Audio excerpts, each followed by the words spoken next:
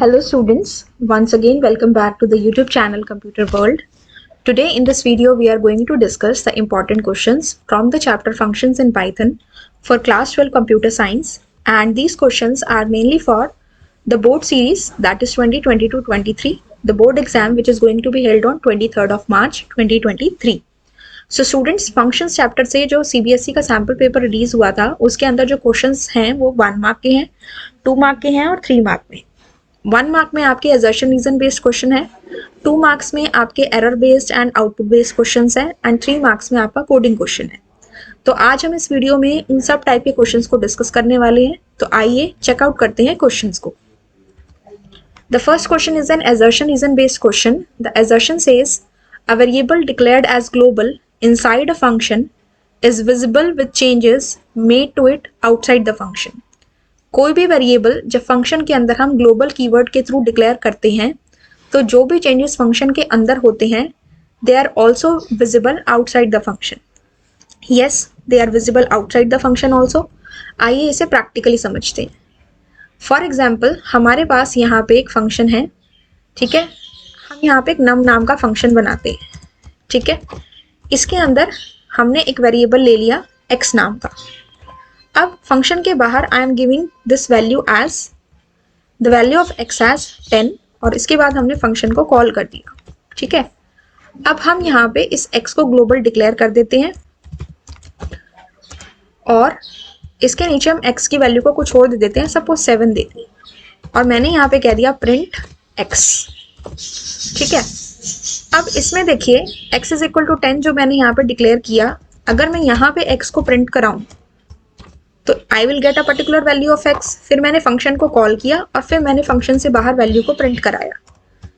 तो देखिए अगर मैं इसका आउटपुट देखूं तो मेरे पास आउटपुट कैसे आएगा, 10 7 7। ये आउटपुट कैसे आया, सबसे पहले ये वाली लाइन एग्जीक्यूट होगी, दैट इज फंक्शन का हेडर। फिर हमारा इंटरप्रेटर पहुंचेगा इस लाइन पे जिसपे x की वैल्यू 10 है, it says print x। Accordingly इसने आपको 10 आंसर दे दिया। फंक्शन को हमने कॉल किया, फंक्शन के अंदर x के आगे ग्लोबल कीवर्ड लगा हुआ है, तो इससे क्या होता है, इसके बाद जो भी x की वैल्यू दी जाती है पूरे प्रोग्राम के लिए वो वैल्यू वैलिड रहती है, जिस भी वेरिएबल की वैल्यू दी जाएगी। Now x becomes 7। सो अगर हम प्रिंट x करते हैं तो हमें पता है फंक्शन के अंदर जो भी x की वैल्यू होगी वो प्रिंट होगी, दिस विल बी 7। लेकिन फंक्शन से बाहर जो प्रिंट x आया कॉल करने के बाद, इस x की वैल्यू भी 7 इसलिए आ रही है क्योंकि हमने इस x के आगे ग्लोबल कीवर्ड लगा रखा है। तो जो चेंजेस इस वैल्यू में फंक्शन के अंदर हुए वो फिर बाहर भी रिफ्लेक्ट होंगे, वो पूरे प्रोग्राम के लिए ग्लोबल बन जाते हैं। That the assertion statement is same. तो अगर हम इसको रन करके चेक करें तो हमारे पास आंसर आ रहा है 10 7 7। ये जो स्टेटमेंट है इसका आपका आंसर आ रहा है 10। फिर आपका ये फंक्शन कॉलिंग हुई यहाँ से, ये जो प्रिंट स्टेटमेंट है इसका आंसर हमारा आ रहा है स्टूडेंट 7 और फिर अगेन इसका आंसर हमारा क्या आ रहा है 7 आ रहा है, ठीक है। सो असर्शन ये कहता है कि जो भी हमने वेरिएबल फंक्शन के अंदर ग्लोबल कीवर्ड के थ्रू डिक्लेयर किया उसके थ्रू जो भी चेंजेस फंक्शन के अंदर हुए वो फंक्शन के बाहर भी रिफ्लेक्ट कर रहे हैं, ठीक है। तो यहाँ पे x की वैल्यू 7 हो गई थी तो बाहर भी वही वैल्यू हो रही है, तो हम कह सकते हैं कि असर्शन इज ट्रू। फिर बात करते हैं रीजनिंग की। रीजनिंग स्टेटमेंट कहती है all variables which are declared outside are not visible inside a function till they are redeclared with the global keyword. जो भी वेरिएबल्स हम फंक्शन के बाहर डिक्लेयर करते हैं वो फंक्शन के अंदर विजिबल नहीं होते हैं जब तक हम उन्हें ग्लोबल कीवर्ड ना लगा के दें। तो चेक करते हैं। अब देखिए इस प्रोग्राम के अकॉर्डिंग अगर मैं इसको थोड़ा सा मॉडिफाई कर दूं और यहाँ पे मैं सपोज x की सिंपल लिख दूं प्रिंट x और नीचे मैंने अगेन x की वैल्यू जो है वो 10 दे दी और यहाँ पे हमने कह दिया प्रिंट x। तो यहाँ पे देखिए मैंने दो जगह पे प्रिंट x स्टेटमेंट लगाई है, एक फंक्शन से बाहर और एक फंक्शन के अंदर, ठीक है। तो मैं यहाँ पे लिख देती हूँ इनसाइड फंक्शन ताकि हम इसे थोड़ा सा डिफरेंशिएट कर सकें, ठीक है। अब हम इसको रन करते हैं तो देखिए हमारे पास वैल्यू क्या आ रही है, ओके हमने फंक्शन को कॉल नहीं किया तो यहाँ से हम फंक्शन को कॉल करते हैं। अब हम इसे रन करके अगर चेक करें तो वी आर गेटिंग 10। ये बाहर वाले 10 का है फंक्शन से बाहर और इनसाइड फंक्शन भी 10 है। इसका मतलब ये है कि जो बाहर वाले मेरी x की वैल्यू 10 है वो ऑटोमेटिकली फंक्शन जो है वो ग्लोबल वेरिएबल की फॉर्म में उसे ले रहा है, ठीक है। अंदर मैंने फंक्शन के अंदर x की वैल्यू नहीं ले रहा है मैंने फंक्शन के अंदर x की वैल्यू नहीं दी है, फिर भी वो क्या कर रहा है, जो ग्लोबल वेरिएबल x है उसके थ्रू ले रहा है, ठीक है। लेकिन इसमें एक चीज़ और होती है कि मान लीजिए अगर मैं यहाँ x में कोई कैलकुलेशन कराती हूँ, सपोज मैंने कह दिया x plus is equal to 2, तो मुझे ऐसे लगेगा कि यहाँ पे मेरा जो आंसर है that should come as 12, because x की वैल्यू अगर फंक्शन के अंदर नहीं है तो बाहर से 10 ले लेगा, 10 में 2 को प्लस कर देगा। बट अगर मैं इस कोड को रन करूं तो आई am getting an error that is local variable x referenced before the assignment, कि आपने उसको वैल्यू तो असाइन कर दी लेकिन उसमें स्टार्टिंग की तो कोई वैल्यू प्रोवाइड नहीं करी। तो जब भी हम फंक्शन के अंदर इस तरह की वैल्यू लेते हैं जहाँ पे कैलकुलेशन परफॉर्म होती है वहाँ पे एरर आ जाता है, लेकिन डायरेक्टली अगर आप उस वेरिएबल को एक्सेस कर रहे हैं तो आपका कोई एरर नहीं आएगा, ठीक है। एंड इसी प्रॉब्लम को रिजॉल्व करने के लिए what I can do is I can put a global keyword here and after that I will put x। अब अगर मैं इसे रन करूं तो मेरे पास आंसर बाहर वाले x का 10 आ रहा है और इनसाइड द फंक्शन 12 आ रहा है, ठीक है। So, according to the given reason statement, all variables declared outside are not visible inside a function till they are redeclared with a global keyword. ये कुछ केसेस में ठीक है, कुछ केसेस में फॉल्स है, लेकिन assertion और रीजन के बेसिस पे बात करें तो assertion मेरी ठीक स्टेटमेंट है और बट जो रीजन है वो उसका करेक्ट एक्सप्लेनेशन नहीं है। So according to the question given हमारा आंसर स्टूडेंट्स क्या बनेगा, assertion is true but reason जो है is not the correct explanation of assertion.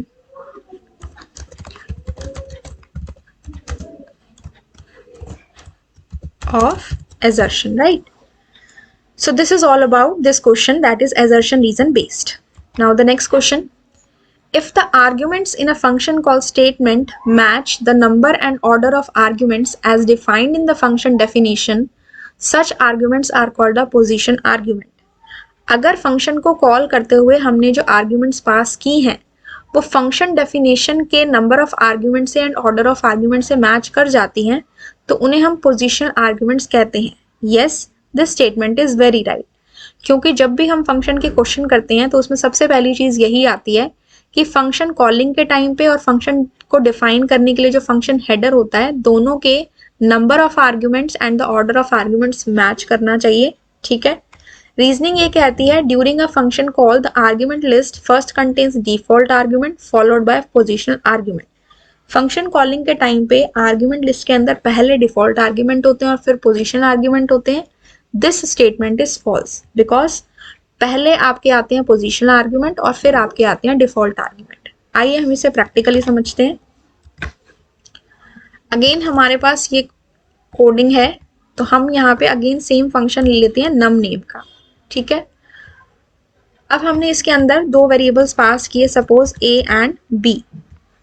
हमने कह दिया sum equals to a plus b। उसके बाद हम यहाँ पे वैल्यू ले लेते हैं, सपोज हमने ले लिया x, y equals to 10, 20। x की वैल्यू 10 और y की वैल्यू हमारी कितनी हो गई 20, ठीक है।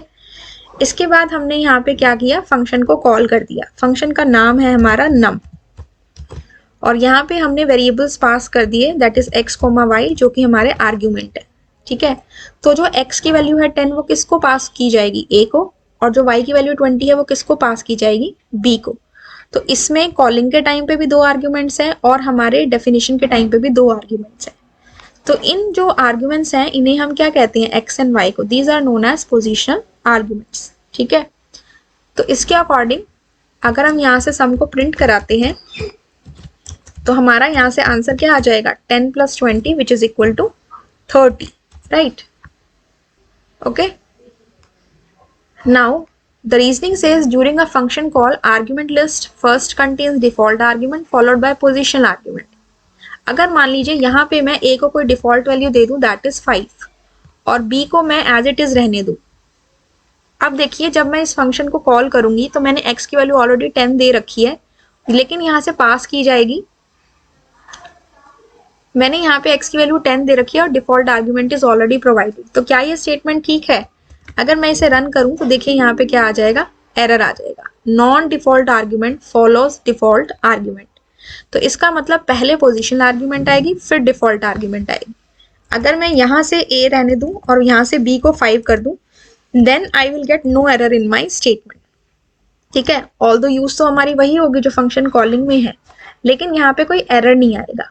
ठीक है, तो इट मीन्स पहले आएगी पोजिशनल आर्ग्यूमेंट और फिर आएगी आपकी default argument, right. Okay, so this was the case. So answer of this question is that here we have assertion is true but reason is false। ठीक है, assertion true है लेकिन जो reason है वो क्या है, false है। The next one, in Python the statement return exits a function। Python में जब भी हम फंक्शन के प्रोग्राम बनाते हैं तो वहां पे लास्ट में जो रिटर्न स्टेटमेंट लिखी होती है उस पे जब इंटरप्रेटर पहुंचता है तो उसके बाद वो फंक्शन से बाहर आ जाता है। Yes, it is so much true, because return statement किसी भी फंक्शन का लास्ट पार्ट होती है। रिटर्न के आगे मान लीजिए जितनी भी स्टेटमेंट्स है वो एग्जीक्यूट नहीं होंगी, बिकॉज रिटर्न स्टेटमेंट पे आते ही फंक्शन कहाँ पहुंच जाता है, इंटरप्रेटर कहाँ पहुंच जाता है, जहां से फंक्शन को कॉल किया गया, यानी कि उस फंक्शन से वो बाहर आ जाता है। So this is true. ठीक है, now return statement passes back an expression to the caller. Return statement क्या करती है, एक एक्सप्रेशन को कॉलर के पास वापस भेजती है, यानी कि जो भी हमारा आंसर आया अगर रिटर्न के साथ कुछ नहीं लिखा हुआ तो नन वापस जाएगा, और कुछ लिखा हुआ है तो उसकी वैल्यू जाएगी कहाँ, जहां से फंक्शन को कॉल किया गया। And a return statement with no arguments is same as return none. अगर रिटर्न के आगे कुछ नहीं लिखा हुआ तो बाय डिफॉल्ट हम क्या मानते हैं कि वो फंक्शन नन को रिटर्न कर रहा है। ठीक है, which is a special literal. तो फर्स्ट भी ठीक है, सेकंड भी ठीक है, फर्स्ट इज ट्रू और जो रीजन है इसका वो इसकी करेक्ट एक्सप्लेनेशन है। तो हम क्या कह सकते हैं, that assertion is true and reason जो है is the correct explanation of assertion। okay, correct explanation of assertion। ठीक है, now the next question is keyword arguments are related to the function calls. जो कीवर्ड आर्ग्यूमेंट होती हैं वो function call से related होती हैं। यस, बिकॉज हम जो वेरिएबल्स की वैल्यू प्रोवाइड करते हैं वो कॉलिंग के टाइम पर प्रोवाइड करते हैं। ठीक है, ऑल्दो हम वेरिएबल के लिए कोई वैल्यू फंक्शन डेफिनेशन के टाइम पे भी प्रोवाइड कर सकते हैं, लेकिन फिर वो हो जाती हैं आपकी डिफॉल्ट आर्ग्यूमेंट। फॉर एग्जाम्पल जैसे हमने इस केस में देखा था पाइथन के अंदर कि जो हमारा ये वाला था b इक्वल्स टू 5, ये हमारी डिफॉल्ट आर्ग्यूमेंट है। लेकिन अगर मैं यहाँ पे y इज इक्वल टू कोई वैल्यू दे रही हूँ, ठीक है, या a और b नाम से ही कोई प्रोवाइड करा रही हूँ, तो वो मेरी मानी जाएगी कीवर्ड आर्ग्यूमेंट। पाइथन में फंक्शंस के अंदर हमारे पास 3 टाइप ऑफ आर्ग्यूमेंट होती हैं स्टूडेंट्स, पोजिशनल, देन हमारी होती है keyword arguments and then last हमारी होती है default arguments, right. Reasoning statement says when you use the keyword argument in a function call the caller identifies the arguments by parameter name. जब आप keyword argument को function calling में use करते हैं तो जो कॉलर है वो उसे पैरामीटर के नेम से आइडेंटिफाई करता है। This is absolutely right. आइए इसे प्रैक्टिकली समझते हैं। अब कीवर्ड आर्ग्यूमेंट के अंदर हम क्या करते हैं, जनरली जो हम पैरामीटर के जहाँ पे हम पैरामीटर लेते हैं वहाँ पे जो नेम्स लेते हैं सेम हम यहाँ लेते हैं। सपोज मैंने यहाँ ले लिया a, b, तो अगर मैं यहाँ से कह दूँ, सपोज हम अगर इस स्टेटमेंट को हटा ही दें एंड हम सिंपली यहाँ पे कह दें दैट a इक्वल्स टू 5 और यहाँ पे दे दें हम b इज इक्वल टू 4। ठीक है, अब देखिए जब फंक्शन कॉल हुआ तो b की वैल्यू 4, b पहले है और यहाँ पे a पहले है, लेकिन ये जो 4 वैल्यू है b के पास ही जाएगी क्योंकि हमने b इज इक्वल टू नाम दिया हुआ है। ठीक है, तो अगर मैं इसको रन करूं what would be my answer, my answer should be 9। b की वैल्यू 4, a की वैल्यू 5, तो a plus b is 5 plus 4 which is equal to 9। So I am getting my answer as 9। ठीक है स्टूडेंट्स, तो keyword arguments में क्या है, जो हमने पैरामीटर के नेम दिए हैं उससे हम वैल्यूज प्रोवाइड करा रहे हैं। सो यही चीज हमें रीजनिंग स्टेटमेंट में बोली गई है and they are related to the function calls. हमने इनको कहाँ पे दिया, जहाँ पे हमने फंक्शन को कॉल किया वहां पे वैल्यूज प्रोवाइड की, तो both are true. So we can say that both assertion and reason are true. लेकिन इसमें हमारे पास ये ऑप्शन होता नहीं है, तो हम क्या कहेंगे कि assertion is true and reason is the correct explanation of assertion, right। तो ये हमारा स्टूडेंट्स आंसर रहेगा। ठीक है, चलिए नेक्स्ट क्वेश्चन पे आते हैं। अब वो थे स्टूडेंट्स हमारे एजर्शन रीजन बेस्ड क्वेश्चंस जो कि 1 मार्क में आते हैं। क्वेश्चन नंबर 17 है इस टाइप का। नाउ नेक्स्ट आपके हैं questions which are based on the errors. Vivek has written a code to input a number and check whether it is even or odd number. His code is having errors. Rewrite the correct code and underline the corrections made. Error का question आपका Python revision 2 से भी आता है students, जो हमने last video में discuss किया था। सेम आपका एक क्वेश्चन इसमें फंक्शन से भी आ रहा है। ठीक है, आप जो पेपर में लिखेंगे ये कोड आपको एज इट इज नहीं उतारना, जो आपका करेक्ट कोड होगा वो आप अपनी आंसर शीट में लिखेंगे और आप जहां करेक्शंस करेंगे उसे अंडरलाइन कर देंगे। ठीक है, फर्स्ट स्टेटमेंट है डेफ चेक नंबर एन। हमारे फंक्शन का नाम है चेक नंबर और हमने पैरामीटर पास किया है स्टूडेंट्स एन। तो आपको पता है कि जब भी हम कोई फंक्शन स्टार्ट करते हैं उसमें सबसे पहला वर्ड होता है def and this D should be small because that signifies that we are starting the function definition, and यह जो डी स्मॉल होता है दैट्स अ कीवर्ड। ठीक है, तो यहाँ एरर आएगा अगर डी कैपिटल है। Second statement is status is equal to N modulus 2, that is fine. Return के आगे कुछ नहीं है तो that is not an error. इसका मतलब ये है कि ये फंक्शन कुछ भी रिटर्न नहीं कर रहा है। ठीक है, देन मेन कोड स्टार्ट होता है num equals to int input enter a number to check, that is also fine. k is equal to check number num, यहाँ पे हमने फंक्शन को कॉल किया है। ठीक है, then if k equals to 0। अब जो ये हमारी स्टेटमेंट है स्टूडेंट्स, यहाँ पे हम कंडीशन को चेक कर रहे हैं।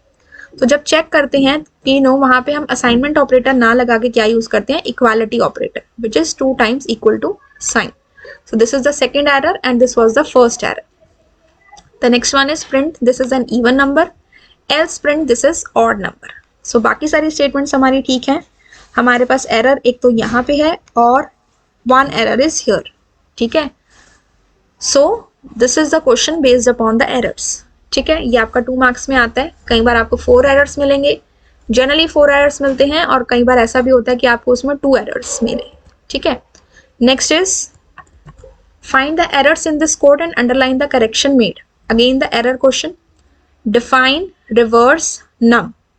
तो स्टूडेंट्स अगेन सेम चीज है कि जब भी फंक्शन डिफाइन किया जाता है तो सबसे पहला वर्ड जो आता है that is def which is a keyword. सबसे पहला एरर यहाँ पे है riv is equal to 0, that is fine. Then it says while num greater than 0. तो ये जो स्टेटमेंट है स्टूडेंट्स ये फंक्शन के अंदर होनी चाहिए, यहाँ पे इंडेंटेशन नहीं है। आप देख सकते हैं डी के बिल्कुल नीचे डब्ल्यू आ रहा है, तो इसमें थोड़ा सा गैप होना चाहिए। इंडेंटेशन एरर है यहाँ पे, प्लस while हमारा एक कीवर्ड है, while एक लूप है, so this W should be small. ठीक है, फर्स्ट सेकेंड थर्ड 3 एरर हो गए। While num greater than 0, rem equals to number modulus 10. Rem here stands for remainder. अब यहाँ पे स्टूडेंट्स हम क्या कर रहे हैं, एक स्टेटमेंट बना रहे हैं। ठीक है, जब भी स्टेटमेंट को कोई वैल्यू असाइन करते हैं, वेरिएबल असाइन करते हैं, तो वहां पे डबल इक्वल टू ना होके, दैट इज इक्वालिटी ऑपरेटर ना होके सिंगल असाइनमेंट ऑपरेटर आता है। ठीक है, तो ये आएगा, this is the error. rev is equal to rev into 10 plus remainder, that is fine. Num equals to num floor division operator 10, this is also fine. Return rev, that is also fine. और last में है print reverse 1 2 3 4. Function का नाम हमारे पास यहाँ पे क्या है, the function name is reverse. ठीक है, और यहाँ पे हमने फंक्शन का नाम भी सेम लिया है, रिवर्स कॉल किया है, और 1 2 3 4 इसके आर्ग्यूमेंट को पास किया है, which will go to the variable num. ठीक है, ये इसको जाएगी वैल्यू हमारी। ठीक है, so we can see here कि हमारे पास इसमें 4 एरर्स बन रहे हैं। One is the error this, ये जो डेफ है। सेकेंड एरर हमारे पास इंडेंटेशन का एरर है। थर्ड हमारे पास वाइल लूप के डब्ल्यू का एरर है। और फोर्थ हमारे पास इसमें क्या है students, equal to sign, that is assignment operator. तो इसमें हमारे 4 एरर्स हैं and it is a 2 mark question. So इस तरह से आपको अपने कोड को लिखना है कि आप उसमें करेक्शंस लिखें और जहां जहां आपने करेक्शन किया आप उसे अंडरलाइन कर दो। ठीक है, now we move on to the next question, find the output of this code. अब हमारे पास ये जो क्वेश्चन है स्टूडेंट्स, ये आउटपुट पे बेस्ड है, ये भी आपका 2 मार्क्स का है and this question is based on the default argument. Function के अंदर जनरली जो आउटपुट के क्वेश्चन बनते हैं वो या तो डिफॉल्ट आर्ग्यूमेंट से बनते हैं, कई बार एक नॉर्मल फंक्शन कॉलिंग पे भी आ जाता है आउटपुट का क्वेश्चन, और एक जो इसमें मोस्ट इंपॉर्टेंटली पूछा जाता है, it is based on the global keyword. ठीक है, तो ये 2-3 टाइप्स के आउटपुट क्वेश्चन आप अच्छे से प्रिपेयर कर लें so that you can score good. Now the question is def print me. So we can see here that the name of my function is print me. इसके अंदर हमने दो आर्ग्यूमेंट पास की हैं, वन इज क्यू, एक्चुअल में ये parameters होते हैं, and are is equal to 2। तो ये तो पोजिशनल आर्ग्यूमेंट या पैरामीटर माना जाएगा क्योंकि हम इनको इंटरचेंजेबली भी बोल देते हैं। वैसे जो फंक्शन डेफिनेशन में होता है वो हमारे पैरामीटर्स होते हैं, और कॉलिंग के टाइम पे जो वेरिएबल्स होते हैं उन्हें हम आर्ग्यूमेंट्स बोलते हैं। और इसमें एक क्वेश्चन आपका ये भी बनता है कि what is the difference between actual and the formal parameters और actual and the formal arguments. ठीक है, it's a theoretical question. Okay, so this is my positional argument and are is equal to 2, ये हमारी क्या है, default argument है। ठीक है, नाउ फंक्शन का कोड दिया हुआ है, मेन कोड है A10 B5, देन 2 बार हमने फंक्शन को कॉल किया है। जब भी आप फंक्शन पे बेस्ड आउटपुट के क्वेश्चंस को करें स्टूडेंट्स, तो सबसे पहले आप इसका फ्लो ऑफ एग्जीक्यूशन लिख लो, जिससे कि क्वेश्चन को सॉल्व करना आपके लिए ईजी हो जाए। 1 2 3 ये कमेंट वाली लाइन है, इसलिए हम इसे छोड़ देंगे क्योंकि इंटरप्रेटर इसे इग्नोर कर देता है। Then 4 5 6 and 7। नाउ सबसे पहले जो फ्लो ऑफ एग्जीक्यूशन होगी इसमें इसके अकॉर्डिंग सबसे पहले लाइन नंबर 1 एग्जीक्यूट होगी। 1 से हम पहुंचेंगे 4 पे, 4 के बाद हम जाएंगे 5 पे, और 5 के बाद हम जाएंगे 6 पे, और 6 पे देखिए हमने फंक्शन को कॉल किया हुआ है। The name of my function is print me, and here also the name of the function is print me a, b। a की वैल्यू स्टूडेंट्स 10 है और b की वैल्यू 5 है। तो ये जो a की वैल्यू है वो किसको पास की जाएगी, q को। ठीक है, और जो b की वैल्यू 5 है वो किसको पास की जाएगी, r को। ठीक है, तो हमारा जो q है वो बन गया 10 और जो r है वो बन गया 5। ऑल्दो यहाँ पे r की वैल्यू ऑलरेडी प्रोवाइडेड है, लेकिन जब भी ऐसा केस हो कि डिफॉल्ट आर्ग्यूमेंट में दी गई हो और फंक्शन कॉलिंग के टाइम पे भी वैल्यू दी गई हो, तो हम उस केस में जो फंक्शन कॉलिंग के टाइम पे वैल्यू दी जाती है उसे प्रेफर करते हैं। ठीक है, अब ये जो एक्सप्रेशन है हमारा r plus Q raise to the power 3, इसे हम सॉल्व करेंगे। अब देखिए 6 नंबर के बाद हमारा कंट्रोल पहुंचेगा लाइन नंबर 1 पे, 1 के बाद पहुंचेगा 2 पे, एंड 2 के बाद पहुंचेगा 3 पे। फंक्शन की एग्जीक्यूशन यहाँ पे खत्म हो जाएगी। 3 के बाद इट विल गो टू 7, और 7 में अगेन फंक्शन को कॉल किया गया तो अगेन वो पहुंचेगा line number 1, then 2 and then 3। अभी हम किस पे थे, हम 6 से आए थे 1 पे। q की वैल्यू 10, r की वैल्यू 5। सॉल्व करते हैं, p is equal to, solve करेंगे, the value of r here is 5, so will say 5 plus the value of q is 10, 10 raise to the power 3। तो अगर हम इसको सॉल्व करें it becomes 5 plus 1000 which is equal to 1005। So this is the answer of the first print statement. तो मेरी पहली print statement का output आएगा 1005। ठीक है, नाउ नेक्स्ट केस में हमारे पास क्या है, हमारे पास है 7th लाइन। 7th स्टेटमेंट को हमने एग्जीक्यूट किया, कंट्रोल पहुंचा लाइन नंबर 1 पे, देन 2 पे, देन 3 पे। तो यहाँ से r की वैल्यू इज 4, q की वैल्यू इज 2। तो स्टूडेंट्स ये हमारे किस टाइप के आर्ग्यूमेंट है, यहाँ पे देखिए फंक्शन डेफिनेशन में भी q और r है और यहाँ पे भी r और q है, सेम है। तो these are my keyword arguments. तो r की वैल्यू कितनी हो गई, यहाँ पे 4 जाएगी, और q की वैल्यू कितनी जाएगी, 2 जाएगी। जब हम इसे सॉल्व करेंगे स्टूडेंट्स तो यहाँ पे हमारे पास क्या होगा, r की value is 4, so it will give 4 plus 2 raise to the power 3, because हमारी q की वैल्यू कितनी हो गई, 2। 4 plus 8, my answer will be 12। तो मेरे पास जो आंसर आया स्टूडेंट्स, फर्स्ट लाइन में आया 1005 और नेक्स्ट लाइन में क्या आएगा, 12।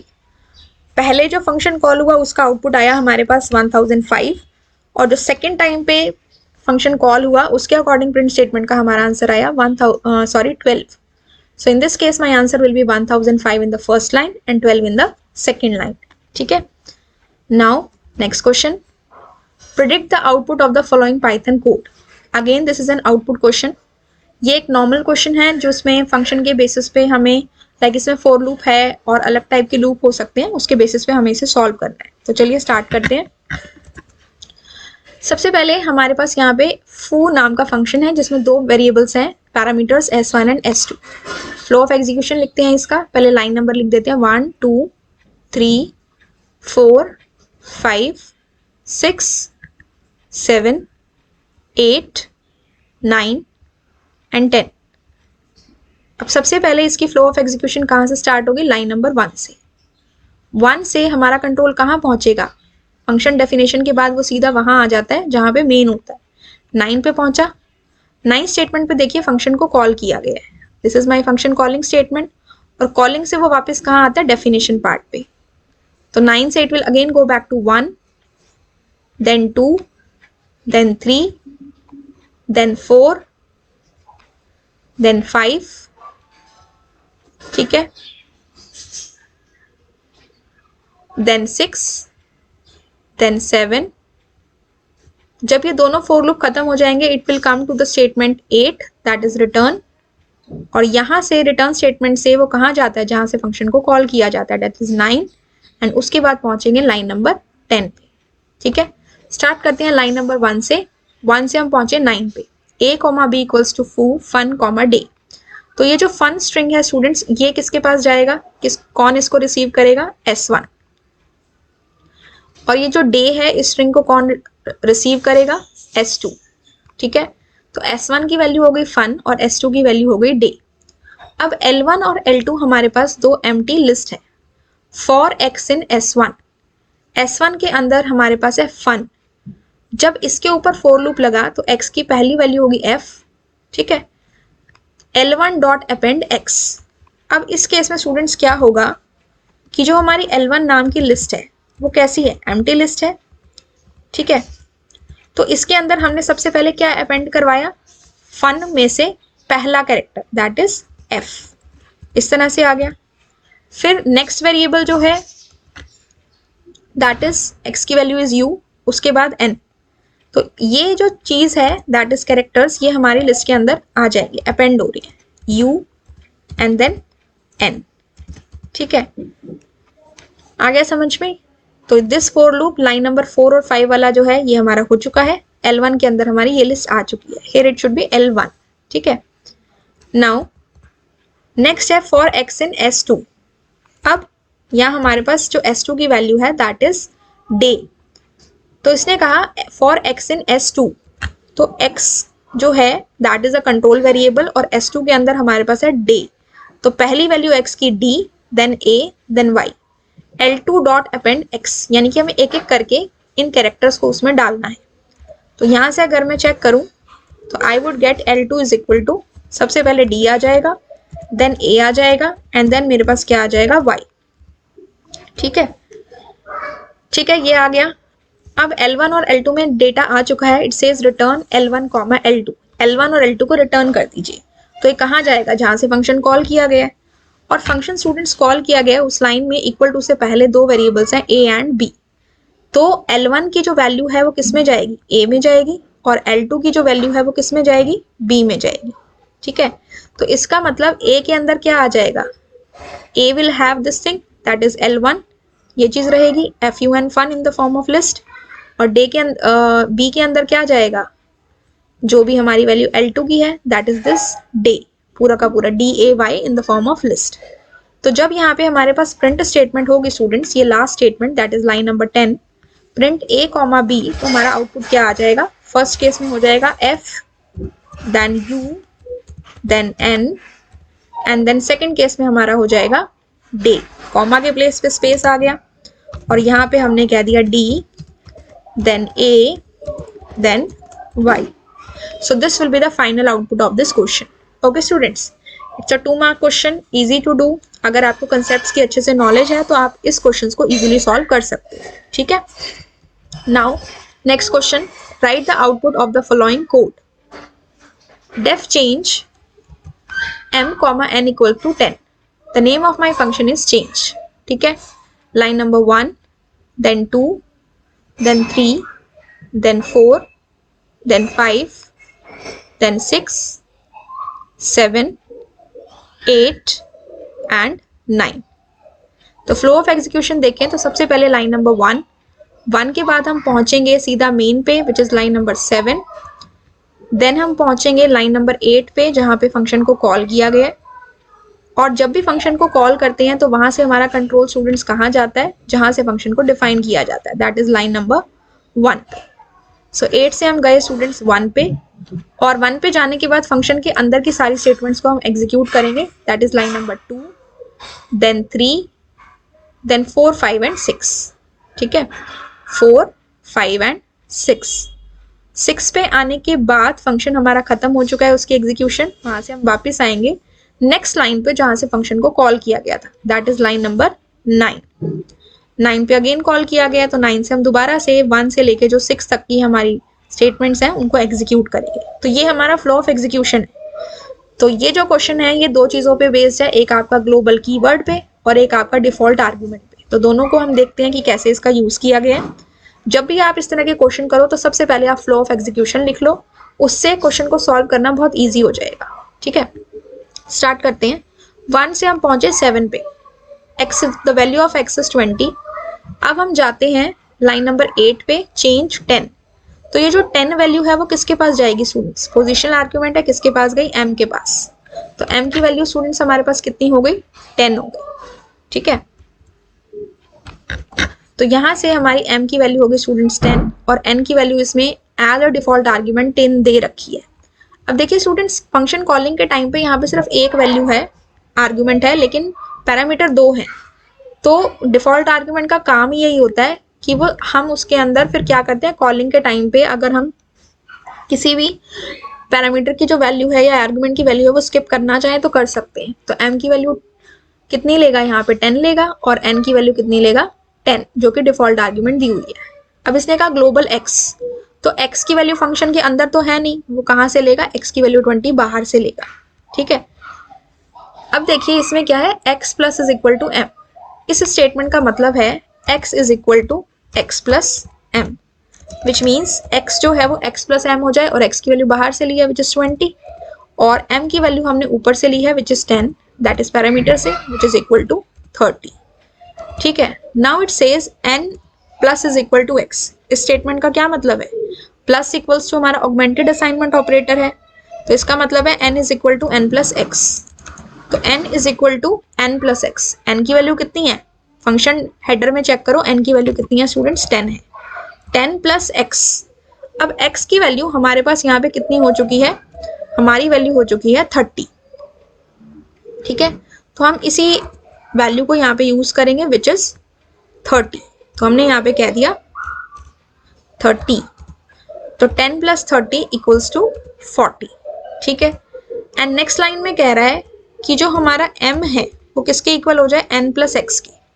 तो जो हमारी यहाँ पे स्टूडेंट्स n की वैल्यू है दैट इज 40 और n की वैल्यू सॉरी x की वैल्यू हमारे पास क्या है? 30। तो 40 प्लस 30, हमारा आंसर यहाँ से कितना हो गया स्टूडेंट्स? 70। ठीक है, तो 40 प्लस 30 हमारा हो गया 70। अब जो प्रिंट स्टेटमेंट है हमारी वो क्या कहती है? Print m comma n comma x। तो m की वैल्यू इज 70। ठीक है, तो यहाँ पे हम लिख देंगे 70।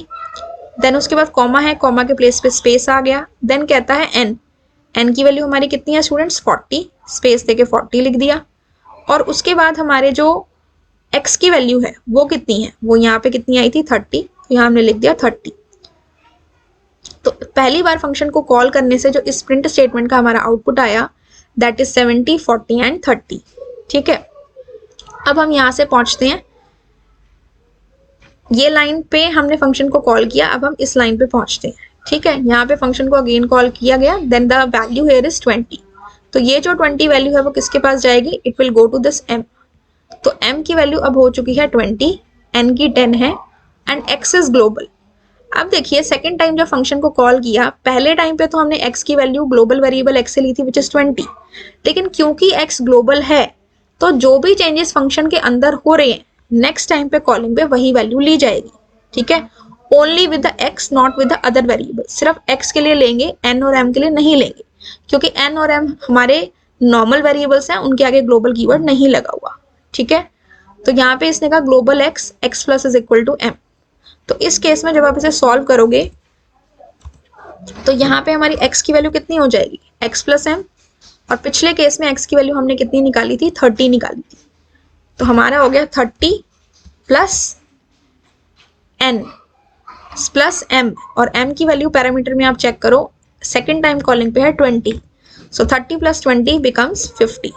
ठीक है, x की वैल्यू ये हो गई। इसके बाद आती है हमारी n की value, n is equal to n plus x। n की वैल्यू अभी भी हमारी 10 है, ऑल्दो पहले कॉलिंग करते टाइम पे वो 40 हो चुकी थी, लेकिन जब सेकेंड टाइम कॉल होगा तो उसकी वैल्यू वो 10 ही लेगा, क्योंकि n के आगे कोई भी ग्लोबल कीवर्ड नहीं लगा हुआ। ठीक है, x के आगे ग्लोबल कीवर्ड लगा हुआ था, इसलिए हमने इसकी वैल्यू 30 ली थी जो प्रीवियसली चेंज हुई थी, लेकिन n को हम अभी भी क्या लेके चलेंगे, 10। सो 10 प्लस x, और x की वैल्यू हमारी कितनी हो चुकी है अब, 50। ठीक है, सो दैट बिकम्स 60। अंडरस्टूड। अब हमें निकालनी है लास्ट m की value which is equal to n plus x। अब n की वैल्यू मेरी 60 आई है और x की वैल्यू 50 आई है, 60 plus 50 is equal to 110। So according to this question मेरा आंसर यहाँ पे क्या बनेगा, पहले केस में मेरे पास आ चुका है 70 40 30, और सेकेंड टाइम पे मेरे पास आंसर आएगा सबसे पहले m की वैल्यू विच इज 110, फिर उसके बाद हम लेंगे कॉमा के प्लेस पे स्पेस, n की वैल्यू विच इज 60, यहाँ पे आ जाएगा 60, और इसके बाद आप लेंगे x की वैल्यू, कोमा के प्लेस पे स्पेस, और x की value is 50।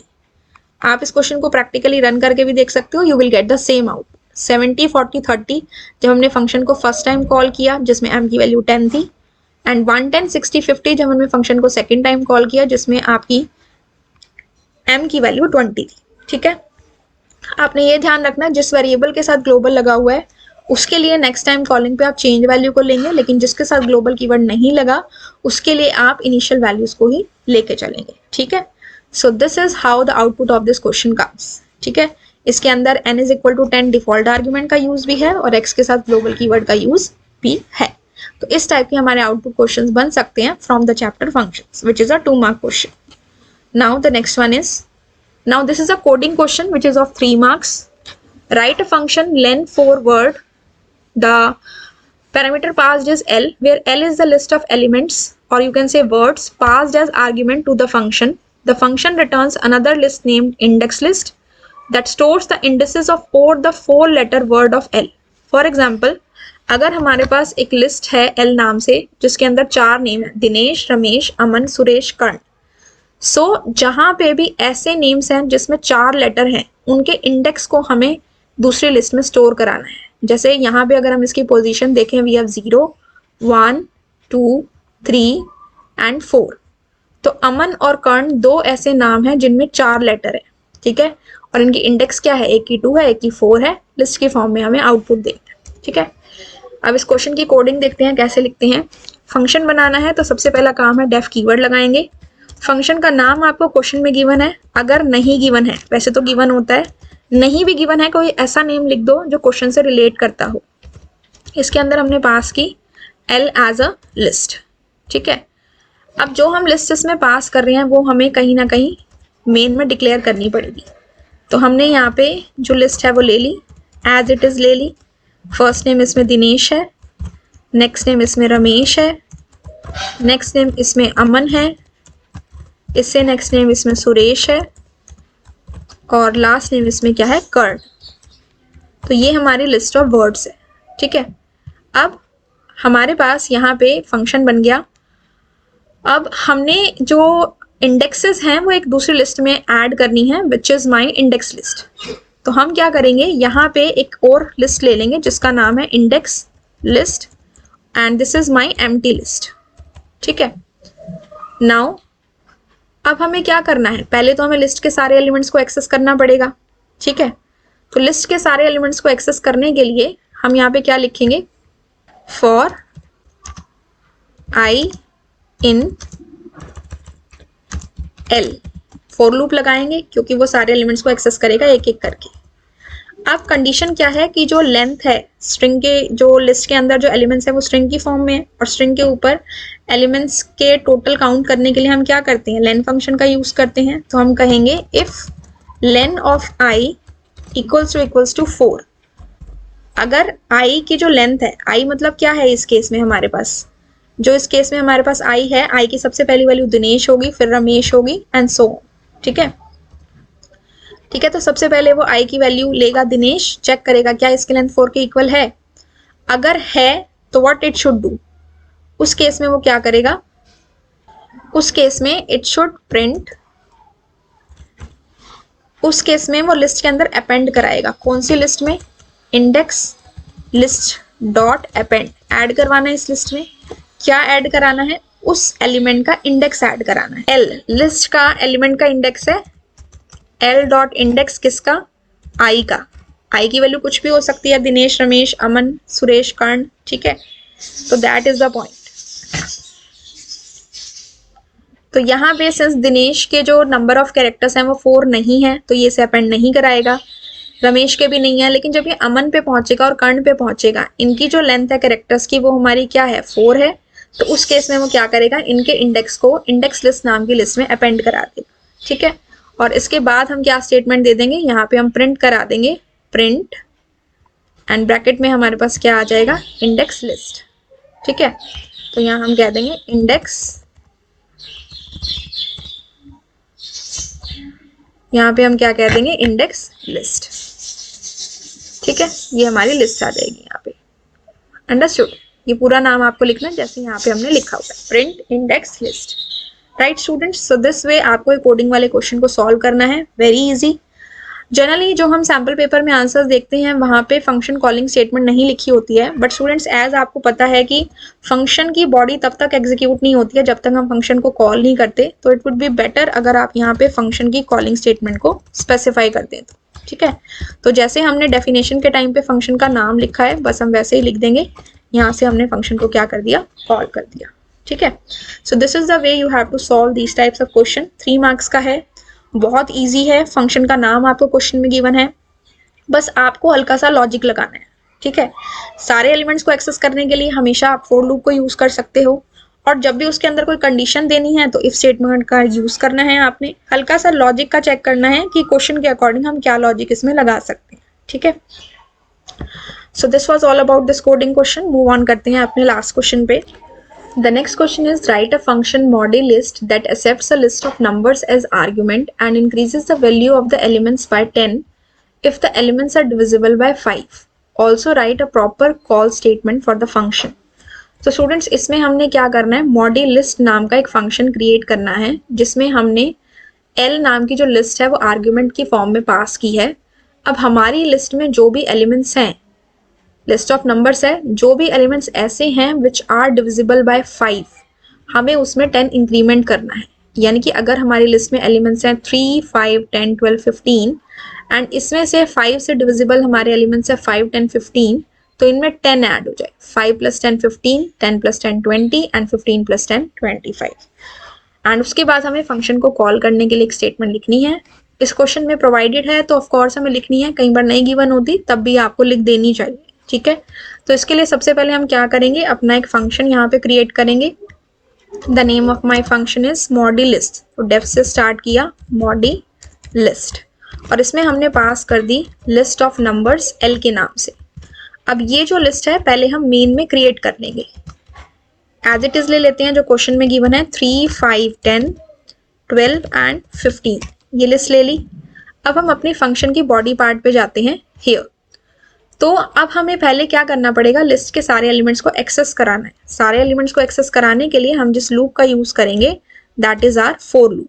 For i in the name of my list is L. I के प्लेस पे आप ABCXY कोई भी नाम ले सकते हैं, ठीक है। अब हमें इसमें कंडीशन लगानी है कि हमारा जो एलिमेंट है वो 5 से डिविजिबल अगर होगा तो हमें उसके अंदर वैल्यू को इंक्रीमेंट कराना है। ओके, वन मोर थिंग, यहाँ पे अगर हम I in L लेंगे तो वो एलिमेंट को ऐड तो करेगा 10 से, लेकिन जब आप लिस्ट को प्रिंट कराओगे तो आपकी लिस्ट पहले जैसे ही शो करेगा। इसके लिए हमें यहाँ पे रेंज फंक्शन का यूज करना है, और यहाँ पे हम ले लेंगे लेंथ ऑफ L, ठीक है। तो we have to see what type of question has been asked for I in range length of L। अगर आप यहाँ से L की लेंथ देखो तो हमारी लिस्ट में कितने एलिमेंट्स हैं स्टूडेंट्स, 1, 2, 3, 4, 5, तो लेंथ इज 5, तो लूप चलेगा I की पोजीशन 0 से लेके 4 तक का, 0, 1, 2, 3, 4, ठीक है। अब हम क्या करेंगे, यहाँ पे फॉर लूप लगाया, हमने कंडीशन को चेक करना है। कंडीशन के लिए इफ स्टेटमेंट का यूज करेंगे। If L of I, list के किसी भी एलिमेंट को अब हम कैसे एक्सेस करेंगे, रेंज फंक्शन लगाया हुआ तो L ऑफ I से करेंगे। अगर रेंज फंक्शन नहीं लगाते, simply for I in L लिखते तो सिर्फ I से रेफर कर सकते थे एलिमेंट को, लेकिन यहाँ पे एलिमेंट को एक्सेस करने के लिए L ऑफ I लिखेंगे क्योंकि यहाँ पे I पोजीशन को रिप्रेजेंट कर रहा है। अगर हम उसको डिवाइड करते हैं 5 से and the remainder is equal to 0, in that case हमें क्या करना है, जो हमारा उस पोजीशन पे एलिमेंट है that should be incremented by 10. So L of I equals to L of I plus 10. इसके नीचे हम स्टेटमेंट देंगे, ये जो एल नाम की हमने स्टेटमेंट दी हुई है इससे पहले, और जो उसकी इंडेंटेशन होगी वो इस तरह से आएगी. ये जो आपकी लाइन है एल वाली, इसके फोर लूप से बाहर, मतलब कि एफ के बिल्कुल नीचे, यहाँ पे आप क्या स्टेटमेंट देंगे, प्रिंट एल. तो यहाँ से आप जब लिस्ट को प्रिंट कराओगे तो आपके पास आउटपुट में क्या आएगा, जहाँ पे भी 5 से डिविजिबल एलिमेंट्स हैं उनमें 10 इंक्रीमेंट हो जाएगा. जैसे कि अगर हम यहाँ लें तो सबसे पहले आई की पोजीशन क्या रहेगी, 0. तो इसने कहा L of 0 modulus 5. L of 0 क्या है, this is my 0 position, this is 3. So 3 modulus 5 equal to 0. Condition is false, तो ये उसमें 10 इंक्रीमेंट नहीं करेगा, एज इट इज रहने देगा. फिर फोर लूप के अकॉर्डिंग वो आई की नेक्स्ट वैल्यू पर पहुंचेगा, that is 5. So L of i की जो वैल्यू है that is position is 1. So L of 1 is modulus 5 equals to 0. क्या 5 को 5 से डिवाइड करें तो 0 आ रहा है, येस इट इज कमिंग. तो ये इसकी वैल्यू में इंक्रीमेंट कर देगा एंड 5 प्लस 10 विल बिकम 15. इस तरह से हमारा लूप चलता जाएगा एंड लास्ट में will get the particular output. So this way students you have to solve the coding question. इस तरह से हम अपने सारे कोडिंग क्वेश्चंस को सॉल्व करते हैं, ठीक है. And it is a 3 mark question. Same previous question के जैसे सारे एलिमेंट्स को एक्सेस करने के लिए आपको फोर लूप लगाना है, कंडीशन के लिए इफ स्टेटमेंट का यूज करना है, क्वेश्चन के अकॉर्डिंग लॉजिक को अप्लाई करना है, and you will get the coding of that particular question, right? So I hope all the questions are clear to all of you. In case still any doubt is there, you can ask me in the comment section. And if you find this video helpful, you can like it, share it with your friends. I'll meet you in my next video. Till then, have a good day and thank you.